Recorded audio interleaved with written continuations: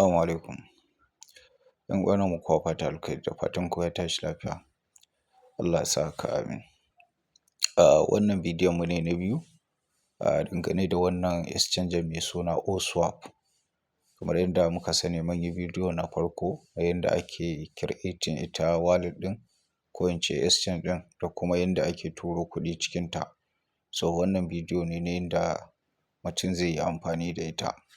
So da farko kafin mu shiga cikin bidiyon muna roƙon ku da idan wannan shine zuwan ku na farko, muna roƙon ku da ku yi mana subscribing, liking da sharing.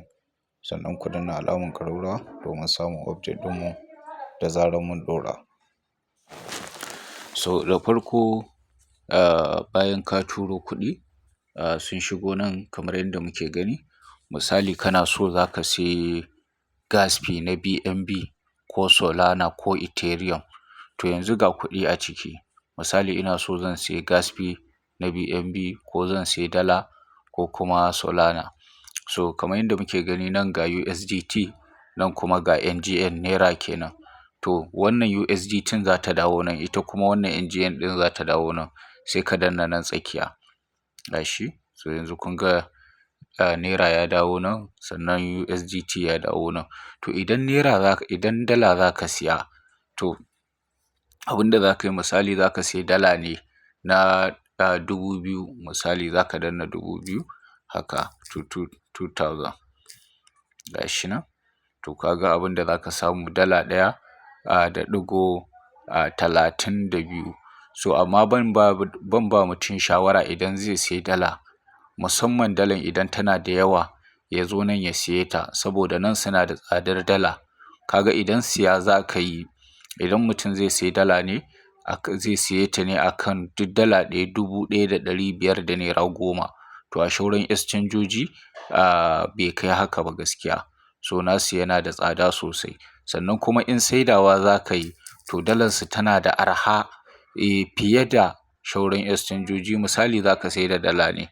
Misali ka dawo da dala nan, ace kana da dala za ka saida. To bari ku gani in za ka saida dala ɗaya, ka ga abin da za ka samu 1400 da naira 50. To wanda kuma a sauran exchangeoji ya wuce haka. To ita amfanin siyan dala a nan kamar misali in kana so ka yi amfani da dala kamar guda ɗaya ko biyu a wani wuri, kana so ka yi amfani da dalan da bata wuce dala 2 ba, to shine za ka iya zuwa nan ka siya. Amma in dai za ka yi amfani da dala wanda darajanta ya kai ta naira 5000, to ka je irin su Bitget ko irin su Mexc ka siya a can saboda dalansu ya fi sauƙi gaskiya.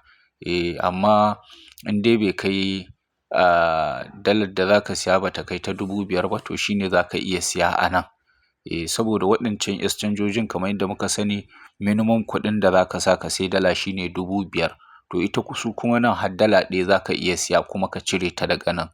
Yauwa. So ita wannan kusan babban dalilin da ya sa muka kawo ta saboda waɗanda za ka ga suna buƙatan gas fee na kuɗi ƙalilan.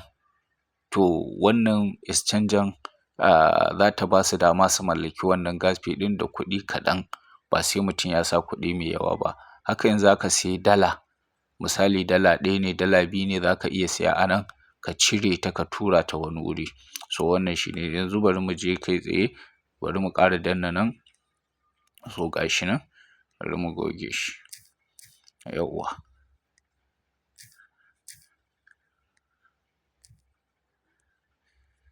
To yanzu misali ina da kuɗi a nan zan sayi BNB. To abin da zan yi zan danna kan USDT ɗin nan. Gashi nan. Kun ga Solana nan. In gas fee kake so na Solana za ka danna kan Solana. In USDT ne ga USDT ne. Idan Ethereum ne gashi nan. Idan SU ne gashi. Idan BNB ne gashi. In USDC kake so gashi. So wa'innan coins ɗin da suke nan guda 6 su kaɗai ne za ka iya siya a nan wurin.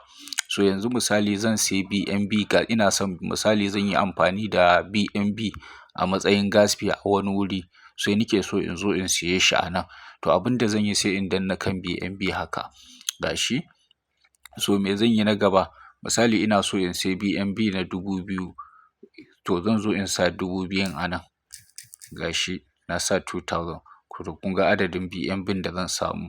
To a nan idan za ka sayi gas fee, ba za ka iya siyan gas fee na 1000 ba zai fita ba. Minimum gas fee da zai iya fita a nan shi ne na 1600, walau na Ethereum ne ko BNB ko kuma USDT. Dole sai ka sa kuɗin da ya kai 1600. So misali zan sa 1000, zan sayi gas fee na BNB na 1600, gashi kamar haka. So kun ga adadin gas fee da zan samu. To yanzu ina so in siye shi. Bayan ka sa amount na kuɗin da za ka sa ka sayi BNB ɗin, to sai ka danna nan continue. Gashi in ka danna continue zai nuna ma haka. To nan za ka je ka ɗauko wallet address ɗin da za ka tura wannan BNB ɗin. Misali za ka yi amfani da BNB ne a MetaMask ko Trust Wallet. To za ka je ka ɗauko wallet address na BNB da yake cikin MetaMask ɗinka ko Trust Wallet ɗinka, ko kuma ɗaya daga cikin exchangejojin da za ka tura shi BNB ɗin. Misali za ka tura shi cikin Binance, ko za ka tura shi cikin Bitget ko MEXC. To za ka je ka ɗauko wallet address ne na BNB BEP20 gashi nan kamar yadda muke gani. To shi za ka je ka ɗauko ka sa a nan. Amma idan a exchanger za ka tura shi, to kafin ka tura ka je ka duba nawa ne minimum deposit na wannan exchange ɗin. Yawwa, idan ka ga minimum deposit ɗin na exchange ɗin ya yi daidai da abin da za ka tura, ko kuma abin da za ka tura ya ma fi na minimum deposit na exchange ɗin, to lafiya lau. Amma idan abin da za ka tura bai kai minimum deposit na exchange ɗin ba, to sai ka ƙara kuɗi, ka ƙara siyan BNB ya wuce adadin abin da ka siya sannan ya iya shiga can. Amma wallet kamar MetaMask ko Trust Wallet, ita wannan ba ta da abin da ake ce ma minimum deposit. Komi ƙanƙancin BNB, in dai ya bar inda ka ɗauke shi, to direct zai shiga can. In ka shiga za ka ga shi. To ni misali zan tura wannan BNB ɗin a cikin online ɗina na ICE. Gashi nan, ga online nan. So gashi nan, zan zo in shiga wallet ɗita, ga wallet. So abin da zan yi shi ne, bayan na shiga wallet, bayan na shigo wallet kamar haka, ga BNB nan, zan danna kan BNB. Gashi nan, sai in zo in danna receive ɗin nan. Na danna receive, ga BNB nan da zan ɗauka, wannan zan ɗauka. In BNB ne za ka turo nan, wannan za ka ɗauka, ba wannan mai hoton Ethereum ba. Gashi nan, wannan na farkon. So gashi ga wallet address ɗin. Yawwa, ga wallet address. So yanzu zan zo in shigo nan, in dawo cikin wannan OSWAP exchange, sai in sa wallet address ɗin a nan kamar haka. Gashi. To bayan na sa address ɗin, gashi nan valid address. Sai ya nuna ma valid address ɗin nan, shine zai wannan. In ya nuna maka invalid, to ma'ana wallet ɗin ba ta BNB ba ne. To yanzu kun ga ya ce valid address. Yawwa, to shi kenan abin da zan yi, sai in ce buy crypto ɗin nan. Zan danna shi. Gashi nan. So bari ya gama. So kun gani? So shi kenan yanzu na sayi gas fee ɗin nan. Yanzu kamar yadda muke gani, gashi ga transaction ID nan, sannan kuma ga adadin BNB da na samu, sannan kuma ga adadin kuɗin da na sa na sayi wannan BNB ɗin 1600. Yawwa, kuma ga wallet address ɗin da za a tura man shi. Gashi nan yana pending. To bari ya gama. Bari ya shiga. Bari mu shiga cikin wannan ɗin ku gani. Yawwa. Bari mu. To gashi nan. Mun ga shi, gashi bai riga da ya shigo ba. So in ya shigo, za mu ga shi a nan. To yanzu kun ga shi, gashi nan ya shigo. Kun gani? 0.01. To in za ka sayi BNB, wannan hanyar za ka bi ka sayi BNB. Ko da ma ba BNB ba ne, ko Solana za ka siya, wannan hanyar da muka bi, ita za ka yi ka je ka sayi wannan Solana. Gashi nan misali, gashi nan. In ka danna kan Solana haka, kun ga shi ga Solana. To na 1600 Solana ga adadin abin da za ka samu 0.069. To sai ka danna continue haka. Kamar yadda dai muka yi na BNB. To shi ma nan sai ka je ka ɗauko wallet address na Solana, wanda yake cikin Phantom wallet ɗinka ko Solflyer, ko kuma dai wata wallet dai da kake so ka yi amfani da Solana a can. To sai ka sa wallet address ɗin Solana a nan, sai ka danna buy kamar yadda muka yi dai na BNB yanzu practical.